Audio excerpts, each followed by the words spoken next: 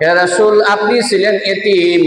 আমি আল্লাহ সুবহানাহু ওয়া তাআলা খাদিজাকে বিবাহ করার মাধ্যমে আপনার আর্থিক অবস্থা আমি দূর করে দিয়েছি। এতে আপনার আর্থিক অবস্থাও দূর হয়ে গেল, ইসলাম প্রচার করাও সহজ হয়ে গেল। অন্য আয়াতে আল্লাহ সুবহানাহু ওয়া তাআলা বলেন, ওয়া রাফা'না লাকা যিকরাক। হে আল্লাহ রাসূল, আমি আপনার আলোচনাকে সমুন্নত করে দিয়েছি। পৃথিবীর এমন কোনো রাষ্ট্র নেই, এমন কোনো মানুষ নেই যে মুহাম্মদুর রাসূলুল্লাহ এর নাম শোনার পরে তার গুণগান বলে না। এমনকি আমেরিকা থেকেও একটি রিসার্চ বের হয়েছিল যে পৃথিবীতে সর্বশ্রেষ্ঠ মহামানব 100 জন এর তালিকা খ্রিস্টান গবেষণা করেছে, কিন্তু ওই খ্রিস্টানও মুহাম্মদুর রাসূলুল্লাহর নাম 1 নম্বরে লিখতে বাধ্য হয়েছে। সুবহানাল্লাহ। খ্রিস্টানও গবেষণা করে দেখলো পৃথিবীতে আমানতদার, বিশ্বস্ত, নেক, সবচেয়ে ভালো মানুষ মুহাম্মাদের চেয়ে কেউ ছিল না। ওই খ্রিস্টানও লিখতে বাধ্য হয়েছে সর্বপ্রথম যে লোকটি, এই লোকের নাম হলো মুহাম্মদুর রাসূলুল্লাহ। তাই আল্লাহ সুবহানাহু ওয়া তাআলা বলেন, ওয়া রাফা'না লাকা যিকরাক।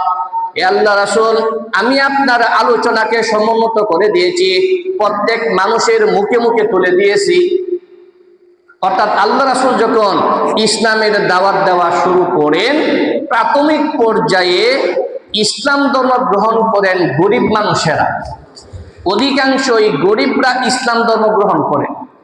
এর ভিতরে অন্যতম ছিলেন হযরত বেলাল রাদিয়াল্লাহু আনহু। এই বেলাল রাদিয়াল্লাহু আনহু ছিলেন উমাইয়া একজন কুরাইশ নেতা এর কৃতদাস। বেলাল রাদিয়াল্লাহু আনহু তিনি গোপনে ইসলাম ধর্ম গ্রহণ করেন। যখন তার মনিব জানতে পারে বেলাল রাদিয়াল্লাহু ইসলাম ধর্ম গ্রহণ করেছে, তখন তিনি তাকে রশি দ্বারা বেঁধে যতটুকু নির্যাতন করা যায় নির্যাতন করেছে, এমনকি বালকদের হাতে তুলে দেয়। ইতিহাসের কিতাবে উল্লেখ রয়েছে, বেলাল রাদিয়াল্লাহু আনহু যখন ইসলাম ধর্ম গ্রহণ করেন, তখন তার মনিব দুষ্ট বালকদের হাতে তুলে দেয়। দুষ্ট বালকরা বেলাল রাদিয়াল্লাহু আনহুর গলায় রশি বেঁধে উত্তপ্ত বালুর উপর টেনে নিয়ে যায়। এমন মনে হয় যে বেলাল রাদিয়াল্লাহু আনহু এর জানটি বের হয়ে যাবে, তারপরেও তারা তাকে শাস্তি দিতে থাকে। এক পর্যায়ে দেখা গেল বেলাল রাদিয়াল্লাহু আনহুকে দুপুরের সময় উত্তপ্ত বালুর উপর শোয়াইয়া তার উপর পাথর চাপা দিল। এমন মনে হয় যে তার জানটি বের হয়ে যাবে। আবু জেহেল, উতবা, সাইবা বলে, তুমি যদি মুহাম্মদুর রাসূলুল্লাহ এর ধর্ম থেকে ফিরে আসো, তাহলে তোমার শাস্তিকে লঘব করে দেওয়া হবে, তোমাকে কোনো শাস্তি দেওয়া হবে না। আর যদি তুমি ইসলাম ধর্মে থাকো, তাহলে তোমাকে যে শাস্তি দেওয়া হচ্ছে, এমনকি তোমার খানা পিনা বন্ধ করে দেওয়া হবে। তখন বেলাল রাদিয়াল্লাহু আনহু বলেন, আমি যে ধর্মে দীক্ষিত হয়েছি, মুহাম্মদুর রাসূলুল্লাহের ধর্ম অনুসরণ করেছি, তোমরা যদি আমাকে মেরেও ফেলে দাও, তারপরেও আমি এই ধর্ম থেকে ফিরে আসব না। এবং তিনি মুখে মুখে বলতেছিলেন, আহাদুন আহাদুন, আল্লাহ এক। সুবহানাল্লাহ। বেলালকে তো কষ্ট দিচ্ছিলেন কাফেররা, তারপরেও যখন বলতেছিল যে তুমি মুহাম্মাদের ধর্ম ছেড়ে আমাদের বাপ দাদার ধর্মে ফিরে আসো, তাহলে তোমার শাস্তি দেওয়া হবে না, তুমি যা চাও তাই দেওয়া হবে, তোমাকে মুক্তি করে দেওয়া হবে। কিন্তু বেলাল রাদিয়াল্লাহু আনহু বলতেছিলেন, আহাদ আহাদ, আমি মরে যাব, তারপরেও মুহাম্মাদের যে ধর্ম গ্রহণ করেছি, এই ধর্মের মজা কি তোমরা বুঝবা না। হযরত আবু বকর সিদ্দিক রাদিয়াল্লাহু আনহু যখন এই অবস্থা দেখিলেন, তখন ইতিহাসের কিতাবে উল্লেখ রয়েছে যে তিনি আবু বকরের একটি কৃতদাস ছিল কালো, তার বিনিময়ে বেলাল রাদিয়াল্লাহু আনহুকে কিনে নেন। অন্য এক ইতিহাসের কিতাবে এসেছে আবু বকর সিদ্দিক রাদিয়াল্লাহু আনহু 200 দিরহাম, তৎসময়ে 200 দিরহামের কিন্তু অনেক দাম ছিল।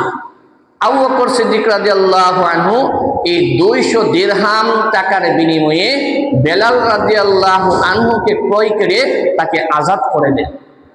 যখন আজাদ করে দেন, পরবর্তীতে এই বেলাল রাদিয়াল্লাহু আনহুই হলেন মসজিদে নববীর মুয়াজ্জিন। সুবহানাল্লাহ।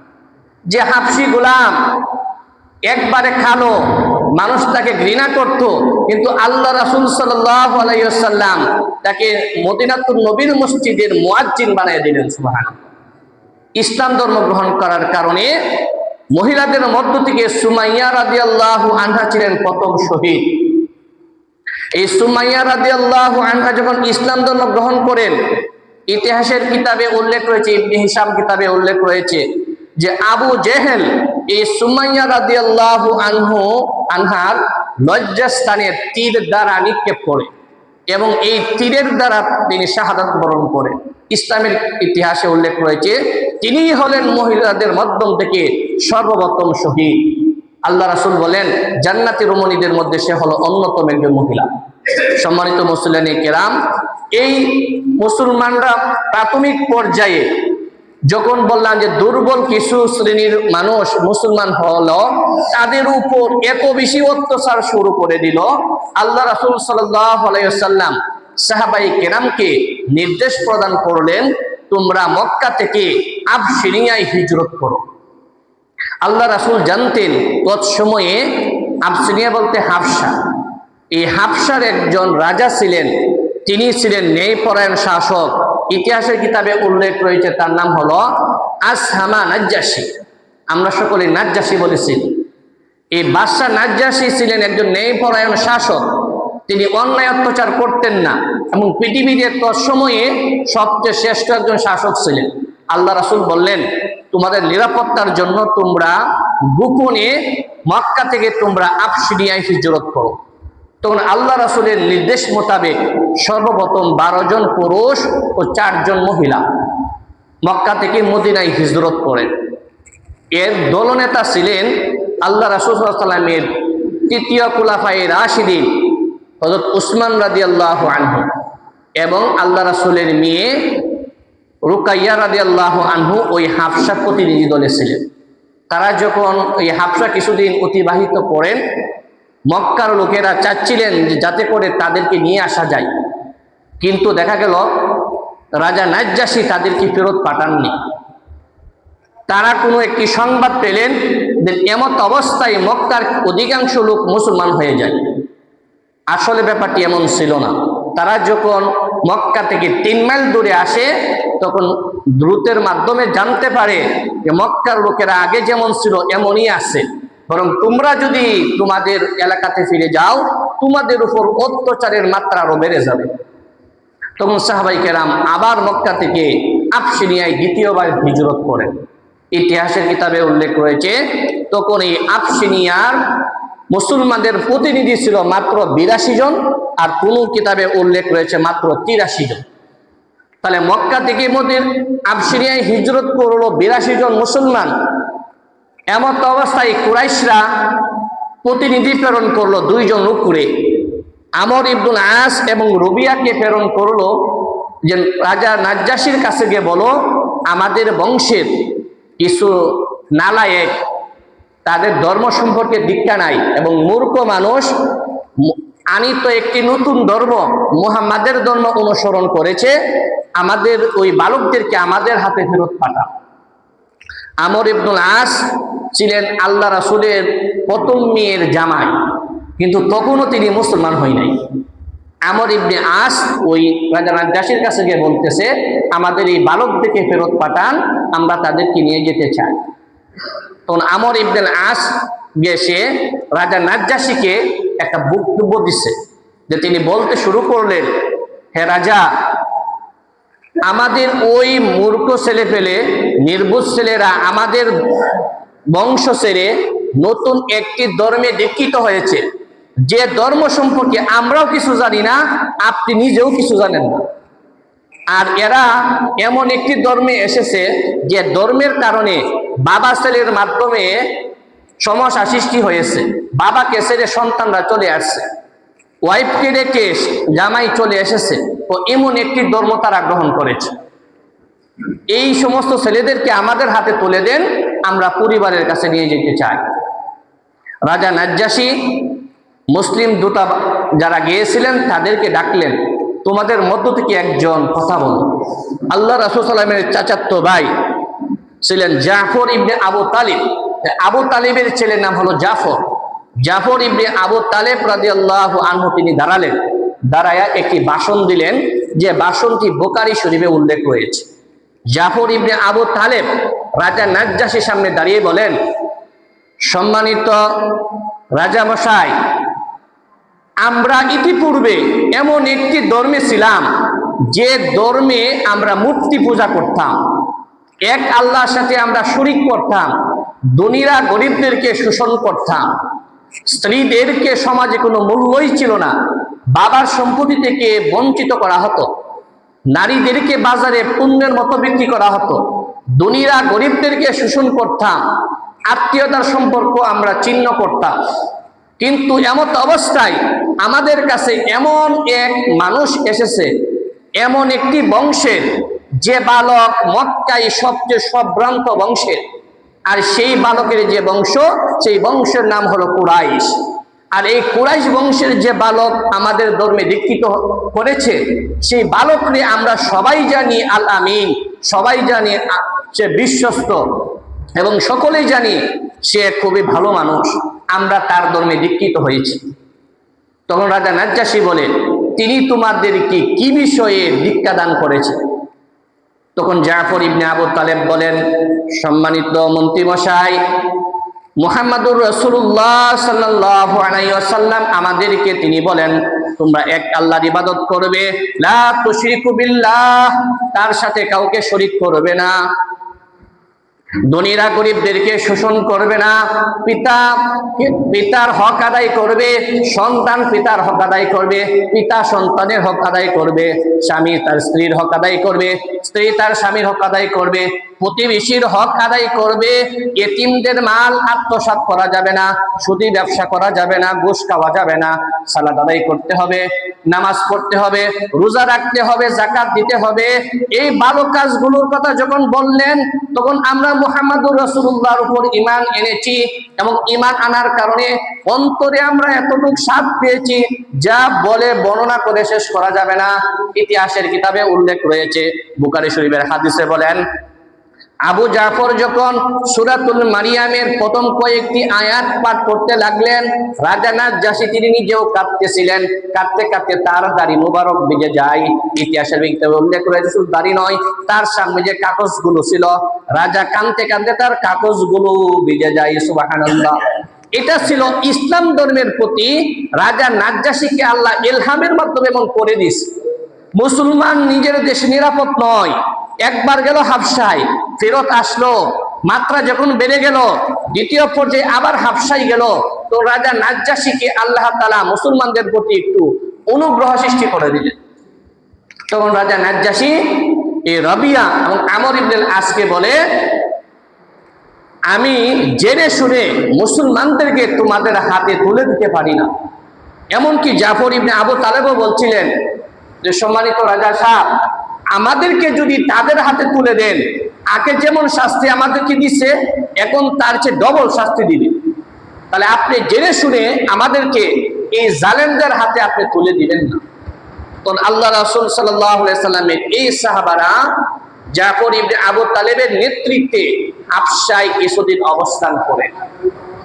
হাবশায় যখন অবস্থান করেন, এমন অবস্থায় কিছুদিন পর আবার তারা নিজ মাতৃভূমি কুরাইশে চলে আসে, কুরাইশ বংশে আসে। কুরাইশ বংশে আসার পর মক্কার লোকেরা জানতে পারলো যে দিনের দিন মুহাম্মদ যে ধর্মের দাওয়াত দিচ্ছে, শত শত হাজার হাজার মানুষ ইসলাম ধর্মে দীক্ষিত হচ্ছে, তাহলে মুহাম্মদকে ওই ধর্ম থেকে কিভাবে ফেরত আনা যায় বা তাকে বাধা প্রদান করা যায়। দারুন নাদওয়া একটি স্থান, এই দারুন নাদওয়া বৈঠকে তারা সমস্ত মাতাব্বররা মিলিত হলো এবং পরামর্শ করতে লাগলো, আমাদের বাপ দাদার ধর্মের বিরুদ্ধে মুহাম্মদ কুৎসা বর্ণনা করে নতুন ধর্মের দাওয়াত দেয়, তাহলে কিভাবে মুহাম্মদকে এই ধর্ম থেকে বিরত রাখা যায়। দারুন নাদওয়া বৈঠকে সিদ্ধান্ত হলো মুহাম্মদকে হত্যা করা হবে, আর যে মুহাম্মদকে হত্যা করতে পারবে তাকে 1000 তেজস্বী ঘোড়া উপহার দেওয়া হবে। নাউজুবিল্লাহ। সিদ্ধান্ত হলো মুহাম্মদকে হত্যা করা হবে, যে মুহাম্মদকে হত্যা করবে 1000 সবচেয়ে দ্রুতগামী অশ্ব তাকে উপহার দেওয়া হবে। বিভিন্ন লোক বিভিন্ন কথা বলতেছিল, মনে হয় এই পুরস্কারটি উমরই পাইবে, কারণ তৎসময় উমর রাদিয়াল্লাহু তিনি মুসলমান হয় নাই। উমর রাদিয়াল্লাহু তিনি মুসলমান হয় নাই, কারণ বিভিন্ন জন বলতেছিল বীর বাহাদুর উমর, মনে হয় এই পুরস্কারটা উমরই পাবে। তো উমরের মতো অনেক বালক এই পুরস্কারের আশায় আল্লাহ রাসূলকে হত্যা করার জন্য ঘর থেকে বের হয়ে গেল। তারা যে পরামর্শ করলো আল্লাহ রাসূলকে হত্যা করবে, ওই বিষয়টি আল্লাহ সুবহানাহু ওয়া তাআলা মুহাম্মদুর রাসূলুল্লাহকে ইলহামের মাধ্যমে, ওহীর মাধ্যমে জানিয়ে দিলেন। সুবহানাল্লাহ। হে আল্লাহ রাসূল, দারুন নাদওয়া বৈঠকে সিদ্ধান্ত হয়েছে, তারা সমস্ত বংশের লোকেরা, কুরাইশ বংশ ছাড়া সবাই একমত, তারা আপনাকে হত্যা করবে। আজকের রাতের ভিতরেই আপনি আবু বকরকে নিয়ে আপনার জন্মস্থান ছেড়ে মক্কা থেকে মদিনায় হিজরত করেন। আল্লাহ রাসূল সাল্লাল্লাহু আলাইহি ওয়াসাল্লাম আবু বকরকে নিয়ে হিজরত করবেন। আল্লাহ রাসূল সাল্লাম গড়ে আছে, কিন্তু গড়ের চতুর্পার্শ্বে মক্কার কাফেররা বেষ্টন করে নেয়। এর আগেই রাসূল গড় থেকে বের হওয়ার আগেই তারা চতুর্দিক দিয়া গড়ের আল্লাহ রাসূলকে বেষ্টন করে। কিছু লোক বলতেছে চলো মুহাম্মাদের দরজা ভেঙে তাকে আমরা ধরে ফেলি। কিছু লোক বলতেছিল আমরা কি নির্বোধ, একজন লোককে আমরা মারবো বা হত্যা করব, দরজা ভেঙে কেন ঘরে ঢুকতে হবে? ও দরজা বের হয়ে যখন বের হবে সবার সামনে ধরে বেরিয়ে মারবো, মানে এমন কিছু লোক পরামর্শ দিল। এমন অবস্থায় আল্লাহ রাসূল সাল্লাল্লাহু আলাইহি সাল্লামকে ওহীর মাধ্যমে জিবরাইল জানিয়ে দিলেন, হে আল্লাহ রাসূল, আপনি এক মুষ্টি মাটি হাতে নেন। আল্লাহ রাসূল সাল্লাল্লাহু আলাইহি সাল্লাম এক মুষ্টি মাটি হাতে নিলেন। হাতে নেওয়ার পর আল্লাহ সুবহানাহু ওয়া তাআলা বলেন, হে আল্লাহ রাসূল, আপনি ফু দেন। আল্লাহ রাসূল সাল্লাল্লাহু আলাইহি সাল্লাম এক মুষ্টি মাটিতে তিনি ফু দিলেন। ফু দেওয়ার সাথে সাথে এই কাফেররা চতুর্পার্শ্বে যারা ছিল প্রত্যেকের চোখে গিয়ে বালুগুলো পড়ছে। আচ্ছা, এটাকে আমরা বিশ্বাস হয় না? ফু দিছে আল্লাহ রাসূল গড়ে, কিন্তু প্রত্যেকের চোখে গিয়ে বালুগুলো পড়ছে। আল্লাহ যদি পৌঁছায় তাহলে পৌঁছানো সম্ভব না। এই কথাটা আল্লাহ সুবহানাহু ওয়া তাআলা সূরা ইয়াসিনের 9 নম্বর আয়াতে বলছেন, আমরা সবাই জানি। আল্লাহ সুবহানাহু ওয়া তাআলা বলেন, ওয়াজআলনা বিন বাইনি আইদিহিম সাদ্দা ওয়া মিন কালবিহিম সাদ্দান ফাআগশাইনাহুম ফাহুম লা ইবসিরুন। হে আল্লাহ রাসূল, তারা আপনার সামনে, আপনার পিছনে, আপনার ডানে বামে তারা বেষ্টন করেছিল, কিন্তু আমি আল্লাহ সুবহানাহু ওয়া তাআলা এমন একটি প্রক্রিয়া অবলম্বন করে দিলাম, ফাআগশাইনাহুম, তাদের চোখকে আমি আবৃত করে দিলাম, আপনি তাদের সম্মুখ দিয়ে বের হয়ে চলে গেলেন, কিন্তু তারা আপনাকে দেখতে পাই নাই। সুবহানাল্লাহ। আল্লাহ রাসূল দরজা খুলে তাদের সামনে দিকে বের হয়ে চলে গেলেন, কিন্তু কোন কাফেরই আল্লাহ রাসূলকে দেখতে পাই না। আল্লাহ সুবহানাহু ওয়া তাআলা, এই যে বললাম ফু দিয়েছেন আল্লাহ রাসূল, কিন্তু এই বালুগুলোকে প্রত্যেকের চোখে পড়ছে। যেমন দেখেন আমাদের চোখে কোনো এত কিছু না, আমাদের চোখে যখন হালকা বালু পড়ে তখন কি করি আমরা? চোখ চুলকাই, মানে চোখে আমরা হালকা আঙ্গুল দেই। এমন অবস্থায় কাফেররা সবাই একই সময়ে দেখা গেছে তাদের চোখে হাত দিয়া তারা চোখ ঘষতেছিল। আর এমন অবস্থায় আল্লাহ রাসূল দরজা খুলে তিনি বের হয়ে চলে গেলেন আবু বকর সিদ্দিক রাদিয়াল্লাহু আনহুর বাড়িতে।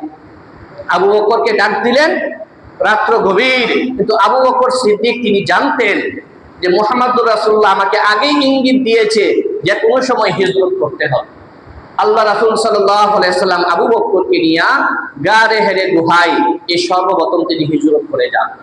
সম্মানিত হাজিরানে মজলিস, এটা ছিল আল্লাহ রাসূল সাল্লাল্লাহু আলাইহি সাল্লামের জীবনে অন্যতম একটি মুজিজা। বললাম জন্মের সময় কিছু মুজিজা প্রকাশিত হয়েছে, 5 বছর বয়সে মুজিজা প্রকাশিত হলো, 12 বছর বয়সে সিনাসাক করা হলো, আবার এই বুহাইরা পাদ্রী থেকে আবার ফেরত আসলেন। ঠিক তেমনি ভাবে আল্লাহ রাসূল সাল্লাল্লাহু আলাইহি সাল্লাম যখন ইসলামের দাওয়াত দেন, এর ভিতরে অত্যাচারের মাত্রা দেখেন। প্রথম আবসিরিয়া হিজরত করলো, অত্যাচারের কারণে আবার তিনি আবসিরিয়া দ্বিতীয়বার হিজরত করলেন।